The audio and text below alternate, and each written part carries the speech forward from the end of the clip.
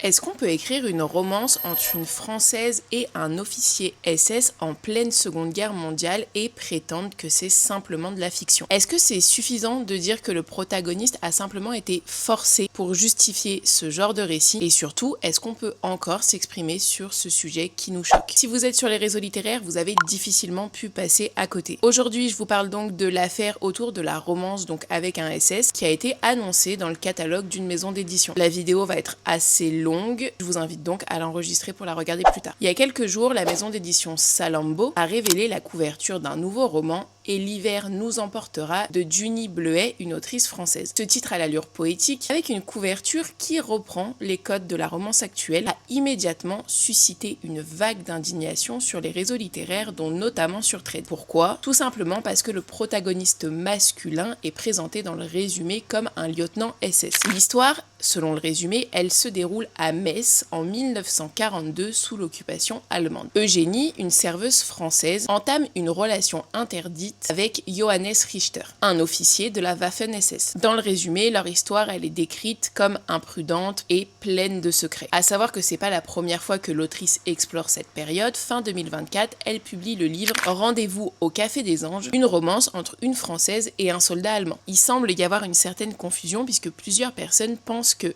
Et l'hiver nous emportera est juste une réadaptation de Rendez-vous au Café des Anges, sauf que Rendez-vous au Café des Anges est encore disponible à la vente. Je pense qu'on peut déduire qu'il ne s'agit pas du même livre. Dans Et l'hiver nous emportera, on passe un cap. On parle pas d'un simple soldat, on parle d'un officier SS. Et c'est ce point qui va avoir son importance dans les discussions actuelles. Avant de développer cette analyse comme je le fais à chaque fois, je voulais prendre une minute pour parler d'un sujet assez important qui me tient à cœur. Depuis le début de cette polémique, j'ai reçu plusieurs messages, parfois intimidants, parfois insistants, parfois menaçants, pour me demander de ne pas parler de ce sujet ou alors de traiter de ce sujet de façon bienveillante en faveur de ce livre et dire du positif sur ce livre. Je tiens à dire qu'à titre personnel, j'accepte pas du tout ce genre de pression. Et je pense que les personnes donc l'ont compris après m'avoir fait cette demande. Je vais aborder ce sujet comme je le fais à chaque fois pour chaque sujet. Et franchement, j'espère sincèrement que ni l'autrice ni la maison d'édition ne sont au courant de ce genre de demande de la part de certaines personnes qui les défendent parce que je trouve que c'est vraiment intolérable. On a le droit d'en parler, on a le droit de dire ce qu'on en pense et je pense que ça semble même nécessaire, surtout au vu de la réaction de certaines personnes. Et je pense qu'il faut s'attendre à ce genre de réaction quand on publie ce genre de livre et la façon dont on market ce genre de livre. Bref,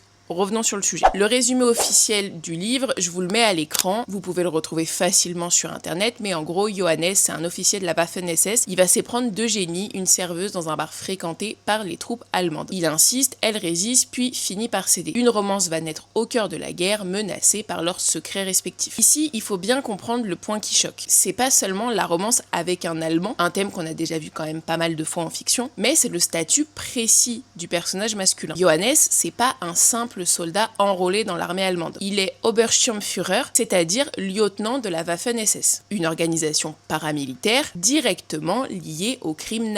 Dans les discussions, j'ai vu certains confondre les SS avec les soldats de l'armée régulière allemande. Je pense donc qu'on va se faire un petit chapitre juste pour remettre un peu au point la nuance entre les deux. La Waffen-SS, c'est pas l'armée régulière allemande. C'était une branche militaire du parti nazi, fondée par Himmler avec une mission idéologique claire. Défendre les valeurs du régime hitlérien, participer à la répression et prendre part aux atrocités qui ont été commises. Je vais être assez vigilante sur les mots que je vais employer parce qu'on sait comment fonctionnent les réseaux. Lors du procès de Nuremberg, les membres de la Waffen-SS ont été déclarés comme organisation criminelle. Ils étaient pour beaucoup volontaires, surtout au début de la guerre jusqu'en 1942-1943. L'enrôlement de force, il a été reconnu historiquement, mais il concerne des cas très spécifiques, dont notamment ceux d'étrangers lors de la seconde moitié de la guerre. Historiquement, il reste très peu probable, voire impossible, qu'un homme allemand soit devenu officier SS sans adhésion personnelle au système ou sans engagement volontaire, surtout au début de la guerre. En outre, je tiens à vous rappeler que la rhétorique de « j'ai été forcé » a été utilisée par de nombreux anciens membres de la Waffen-SS afin d'échapper aux condamnations collectives. Mais de nombreuses preuves prouvaient alors qu'il s'agissait d'une démarche volontaire et d'un engagement idéologique affirmé. Pour bien comprendre de quoi on parle, il faut aussi qu'on s'attarde sur le terme Obersturmführer, qu'on peut traduire littéralement par chef de section supérieure et qui équivaut à peu près au grade de lieutenant. Pour obtenir ce grade, il fallait être volontaire, suivre une formation spécifique, être considéré comme fiable d'un point de vue idéologique et racial et avoir une expérience préalable au sein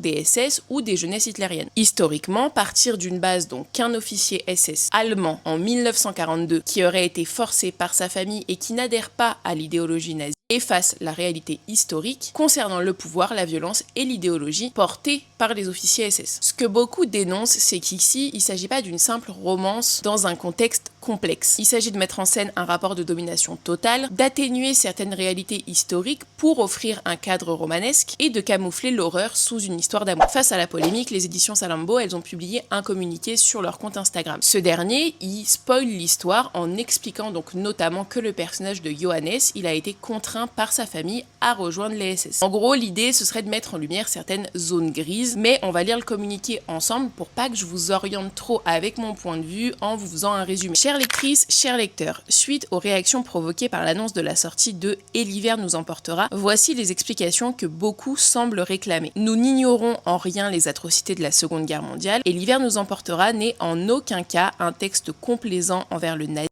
ou faisant la promotion de cette idéologie par romantisation. C'est tout le contraire. Et l'hiver nous emportera est un texte qui honore la résistance et l'opposition au régime nazi.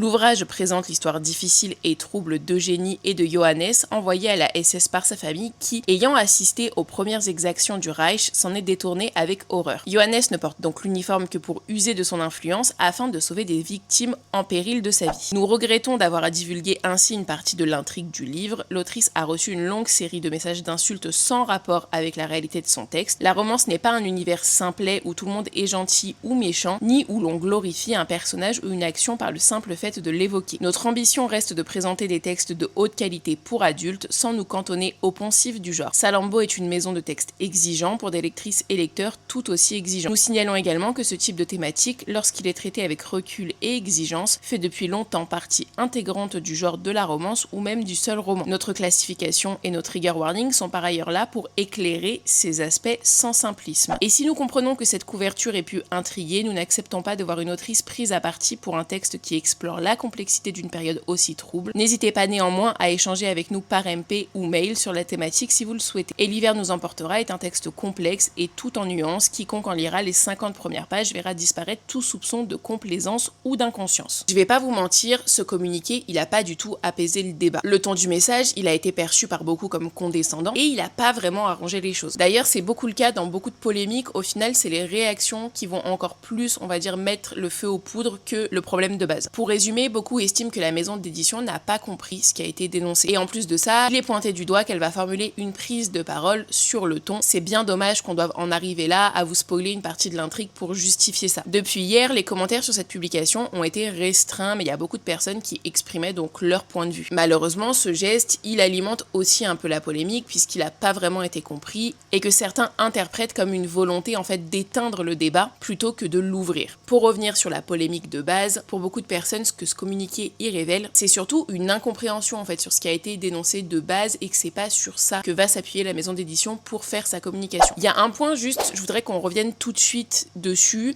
c'est tout ce qui concerne donc les accusations de harcèlement. Évidemment, contacter l'autrice, menacer l'autrice, harceler l'autrice de messages, je suis totalement contre ça, c'est pas du tout la question et si certaines personnes le font, je vous demande de ne plus le faire. Mais il y a aussi une confusion qui est faite par certaines personnes, c'est que non, critiquer publiquement un livre, un pitch, son esthétique ou son traitement historique sur un réseau par exemple comme Threads, c'est pas harceler. Dire qu'on est en colère, mal à l'aise, choqué, c'est pas harceler. C'est participer à un débat public et c'est aussi exercer son droit à la parole, droit à la liberté d'expression que beaucoup de défenseurs du livre mettent en avant en ce moment. La plupart des personnes qui dénoncent ce qui est en train de se passer ne cautionnent pas du tout le fait de contacter l'autrice en privé pour la menacer, l'insulter et autres. C'est pas ça d'ailleurs qui fera avancer ce débat et pour ma part, je vous demande vraiment de ne pas le faire. Par contre, ce qu'on constate aussi, et c'est pas la première fois, c'est que beaucoup de personnes utilisent le mot harcèlement juste pour faire taire les critiques. C'est-à-dire qu'on ne peut pas s'exprimer, on ne peut pas poser une simple question sans être accusé de harcèlement. Le fait d'exprimer un désaccord, c'est pas censé être perçu comme une violence. Et je tiens aussi à vous dire que pour en faire partie, il y a beaucoup de personnes qui ont exprimé un certain malaise, voire un certain choc face à ce livre, qui se sont retrouvées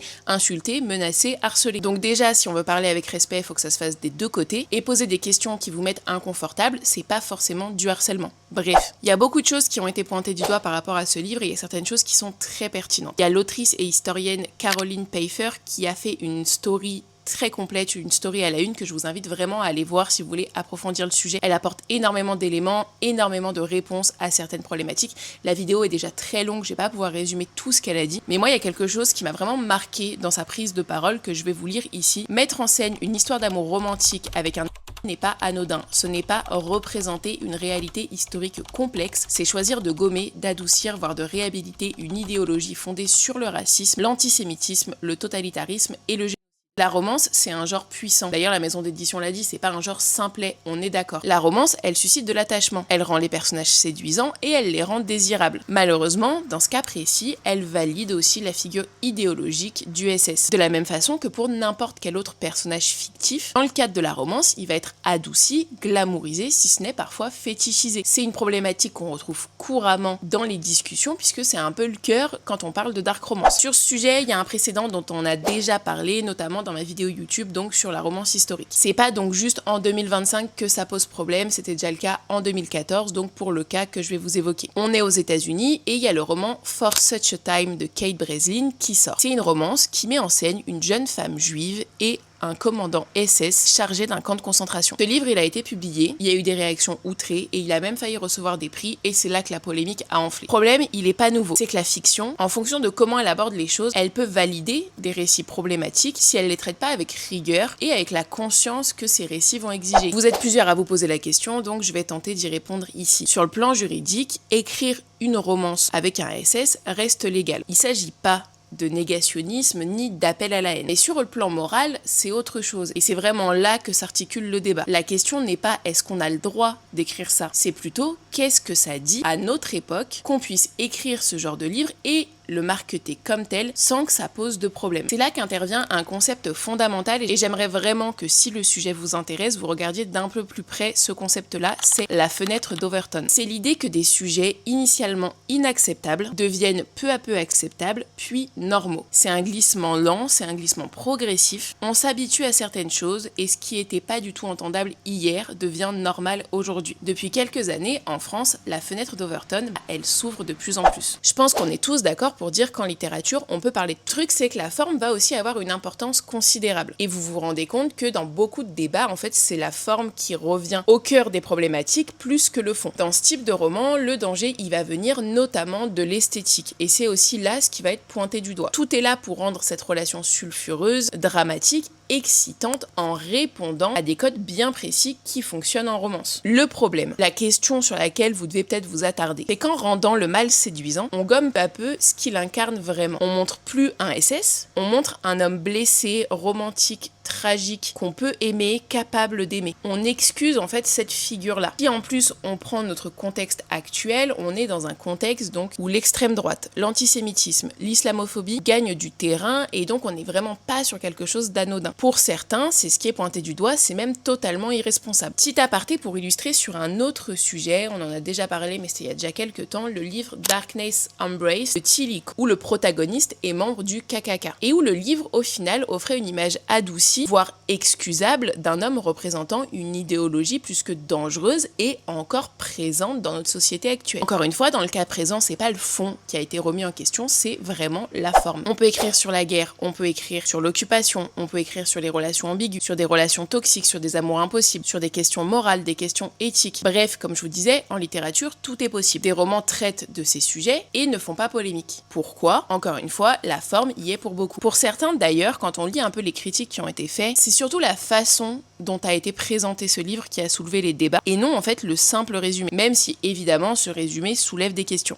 Concrètement, de façon générale, en choisissant la romance comme unique prisme et en le présentant comme tel, on se base sur la façon dont le livre a été présenté, on va rapidement tomber dans la banalisation. On va faire de l'horreur un prétexte romanesque. Le problème, c'est que maintenant qu'on adoucit un lieutenant SS, qu'est-ce qui nous empêche de pas remettre en question tous les autres ? Et ça a déjà commencé puisque certains publient des messages sur les réseaux qui disent en gros, les SS étaient des humains avant tout. Biologiquement, ok, mais est-ce qu'on peut revenir sur ce qu'ont fait les SS il y a un peu moins d'un siècle ? Le problème aussi, c'est quand certains vont saluer une certaine audace littéraire, une prise de risque, un courage à aborder des sujets comme celui-ci, à d'autres mettre en avant le fait qu'il s'agit d'une forme d'irresponsabilité éditoriale et d'une vraie question morale. Si l'on s'en tient donc aux personnes qui défendent le livre, ce livre-là, il dénonce justement le nazisme Il a pour objectif de dénoncer l'idéologie en montrant un personnage donc forcé d'y adhérer, d'y participer, mais qui fait tout pour s'en détacher. C'est une justification que certains ont acceptée et que certains sont totalement ok avec ça. Le problème aussi, c'est que cette justification, elle pose une autre question. Peut-on vraiment dénoncer l'idéologie en rendant glamour l'une de ses représentations directes? Après, sur ça, moi je vous laisse réfléchir aux questions et vous dites ce que vous en pensez, vous faites ce que vous en voulez. Certains disent ce n'est qu'un roman, on a le droit d'explorer les zones grises, d'écrire sur ce qu'on veut. Et dans l'absolu, c'est vrai. Tant que vous ne dépassez pas certaines limites, vous avez le droit. Vous avez le droit de faire ce que vous voulez. Je vous rappelle juste qu'en France, contrairement aux États-Unis, la liberté d'expression, elle reste beaucoup plus encadrée. Mais je pense que pour qu'on avance sur ce débat, il faut se poser plusieurs questions. Questions auxquelles j'ai pas forcément la réponse. À la fin de cette vidéo, vous penserez ce que vous voulez. Je vous ai donné tous les arguments que j'avais en ma possession. Si de votre côté, vous en avez d'autres, comme d'habitude, n'hésitez pas à les mettre en commentaire. Pourquoi, aujourd'hui, est-ce que ce type de récit, il déclenche autant de ferveur? Puisque j'ai vu beaucoup de commentaires de personnes qui sont très contentes de cette sortie, qui défendent la publication de ce livre. Ce livre représente quelque chose d'important et que c'est absolument pas entendable le débat qu'il y a autour. Pourquoi un roman qui met en scène un SS suscite une telle défense? Pourquoi tant de personnes ressentent le besoin de protéger coûte que coûte une œuvre qui va, malgré elle, si on peut dire, puisque quand on regarde les justifications, c'est pas l'objectif, mais qui, malgré elle, va banaliser une idéologie criminelle? Et pourquoi ces personnes ne souhaitent pas entendre les critiques qui sont formulées et peut-être même rentrer dans un débat construit? Pourquoi va y avoir ce premier réflexe de tout de suite décrédibiliser, humilier ou de faire taire les personnes qui font part d'un malaise qui semble quand même plutôt légitime? Honnêtement, cette discussion sur les réseaux littéraires, on est sur un débat qui, quand j'ai essayé de la voir dans la vraie vie, pour la plupart des personnes, il n'y a pas de débat. C'est choquant, c'est choquant. Est-ce qu'aujourd'hui, c'est si difficile de dire « Ok, cette fiction me plaît, ce livre m'intéresse et autres, mais je comprends qu'elle peut poser un vrai problème ». Pourquoi est-ce qu'on a besoin de verrouiller le débat? J'ai l'impression que pour beaucoup de personnes qui sont vraiment contre, qu'incarnent la promotion autour de ce livre, il y a quand même un débat qui reste assez ouvert puisqu'il y a beaucoup d'arguments qui sont avancés, de réponses qui sont données. Le problème que ça va faire aussi, c'est qu'avec la réaction de certaines personnes qui défendent le livre et les arguments, ou plutôt la façon de faire, on est obligé de se poser une autre question. Est-ce que au fond, on est vraiment juste sur une question de goût en termes de littérature? Est-ce que d'une façon inconsciente, voire pas du tout inconsciente, on défend pas aussi une certaine vision du monde? Est-ce qu'on défend pas un certain droit à la violence symbolique, à la domination, au fantasme du pouvoir, de l'interdit, sans en assumer non plus les conséquences, ou même vouloir reconnaître qu'il y a des conséquences? La fiction, elle a du pouvoir et la romance, elle a du pouvoir. Et certains semblent tout faire justement pour pas qu'on interroge ce pouvoir. Moi, je pense qu'en tant que lecteur, on doit le faire. Parce que c'est compliqué de construire un imaginaire collectif sur du déni, du silence ou l'esthétisation de l'horreur. Honnêtement, mon avis, je sais pas si c'est vraiment très utile que je vous le donne, je pense que vous le connaissez, je m'en suis jamais cachée. La maison d'édition a dit qu'elle était ouverte pour discuter des thématiques, donc si vous voulez approfondir ce sujet, discutez avec la maison d'édition, posez toutes vos questions. Si vous voulez lire le livre, lisez le livre, mais lisez-le en ayant bien conscience aussi de tout ce qu'on a évoqué dans cette vidéo, de tout ce que ça peut représenter pour avoir vraiment un esprit critique. Honnêtement, pour moi, l'objectif c'est ça, c'est juste que vous gardiez votre esprit critique sur ces sujets-là. Après, la décision que vous prenez, c'est votre décision. Pour moi, le débat là, c'est pas un appel à la censure. Vous faites ce que vous voulez, c'est juste une alerte